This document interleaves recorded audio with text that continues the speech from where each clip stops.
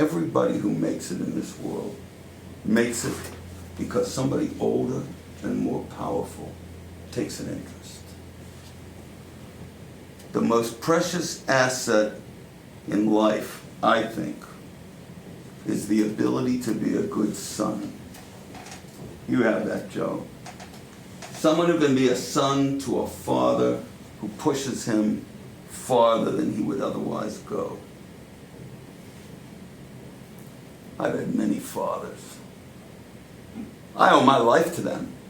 Powerful, powerful men. Joe McCarthy most of all.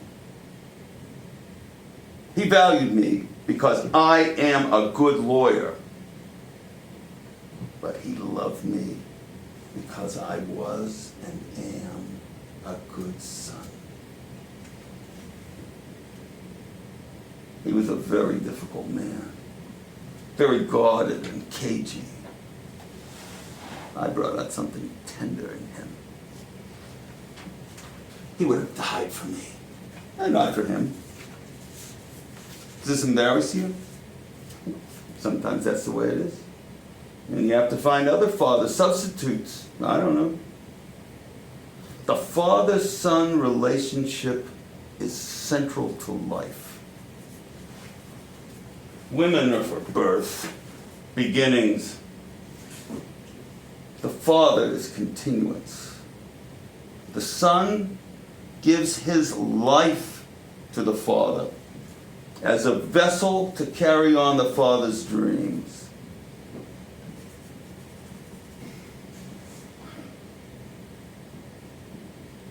Is your father still living? And he was what? A difficult man?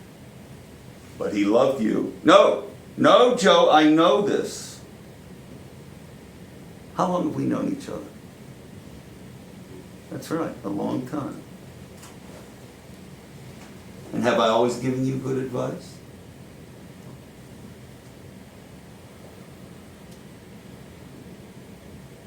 I want to be like family to you. Familia, like my Italian friends say. Familia. What a beautiful word.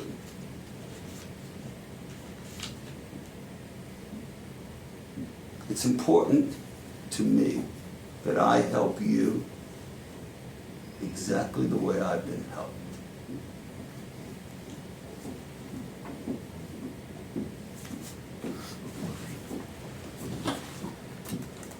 So that's the monologue, and I just keep feeling so close to this monologue.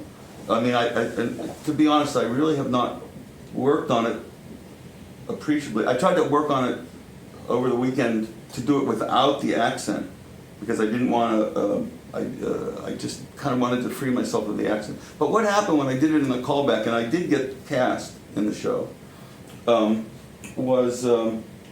First the director said, I hate to be ignorant, but what is that from? And I told him it's from Angels in America. And then the associate director or somebody, I think, she said to me afterwards, you know, I was so excited, I felt like you were like, I didn't know what that was, but I felt like you were like channeling Al Pacino. And then when I found out it was from Angels in America and he had done it, I was so excited. And then some other people said to me, are you actually from New York? And, you know, and so in other words, it generated some confusion.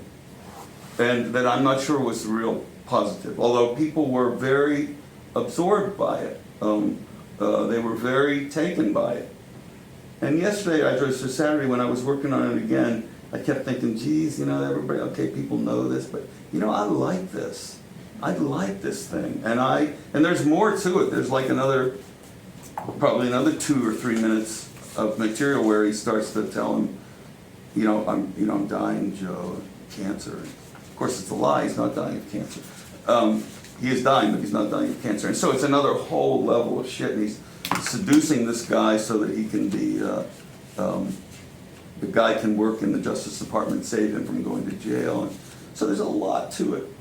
But I just want to keep bringing it. I apologize for bringing it without doing really new work on it. But I just kind of want to get people's sense of of the material, of what should you go on, should you, is there a way to use stuff that people already know? All these are the questions. Okay. Anyone, John? I thought the performance was excellent, by the way. And I felt like you were Roy Cohn. You were, however you got him in your head, you did it. I think you did it. And I like the way you paused. All of that stuff was really strong, I thought. The material, because I've read stuff about him specifically, and what an asshole. Yeah. And that comes through. The arrogance, that. So, yeah, that was pretty strong. And then the material is, I don't know about the confusion, but it's very straightforward what he's saying. I think this guy's personality conservative. Oh, great. Anyone else? Dave? Well, the material is really good. I really was engaged the first part of this piece. I was very engaged in the very first part. There's a couple little places that you might be able to shorten or eliminate the fact that the person's responding. Yes. That it just, it's just simple. I don't remember what. But I know what I you're almost talking jotted it down. The one there was one in particular. I went, oh man, Exactly. that way you have a choice about it. You know what I mean? Rather than that it sounds like that. But yeah, the material is really good. Anyone else? Joel? Yeah, I agree. Now, it's interesting. I love the material. I was listening to it, and it's only when you said it's Angels in America that I go, okay, I know that one. Now, this business about channeling Al Pacino, I think it's interesting because it's one of those things, like I remember when Eric did A Few Good Men, there's this danger of doing something somebody else has done. But, my point is that just because somebody else did it, and I think there's a lot of different ways you could do this. I think the words are great and the thoughts are great, and if there's some way that I would like to see it done. There's a lot of different ways you could try it, is what my point is. Mm-hmm. And probably the worst thing you can do is go, oh my God, I got to be Roy Cohn, and this is like, everybody knows Pacino's thing. Because before I connected it to the piece, I thought it had a universality to it that was really interesting, really rich. So I liked it very much, this piece. Great. Anyone else? Okay.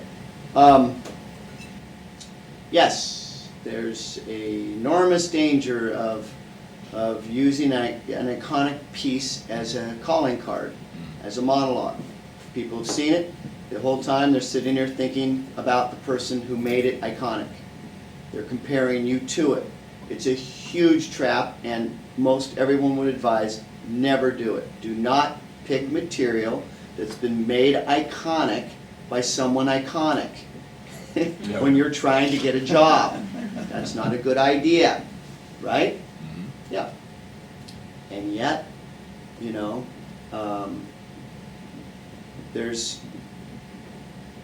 look, Angels in America was a huge hit play, no doubt about it. And if they hadn't turned it into a movie, I don't think most people would even know this. Right.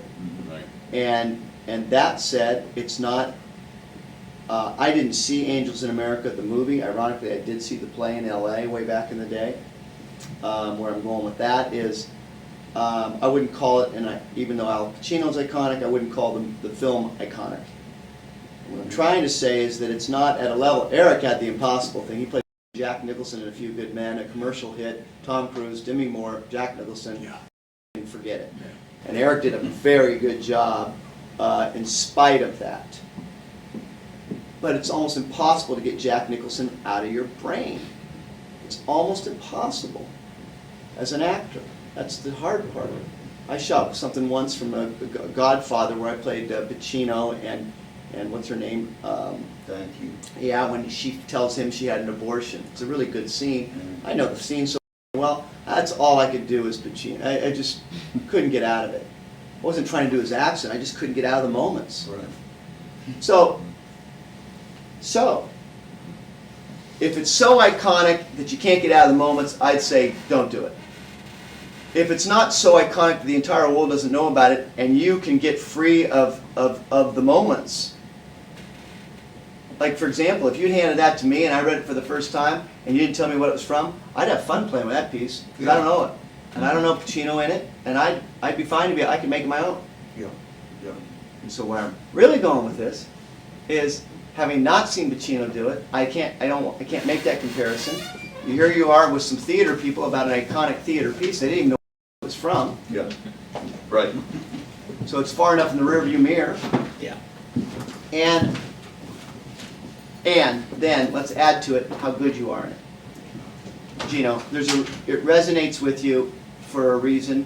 It's a beautiful fit for your range and temperament and your natural character. It's not to diminish any of the nice work that you've done on it, but it's a lovely fit. You identify to it. Don't ever apologize for that. Hug and kiss it. Our job's hard enough. When you can find material that you can relate to. I mean, Vincent, man, I was bawling on page 8.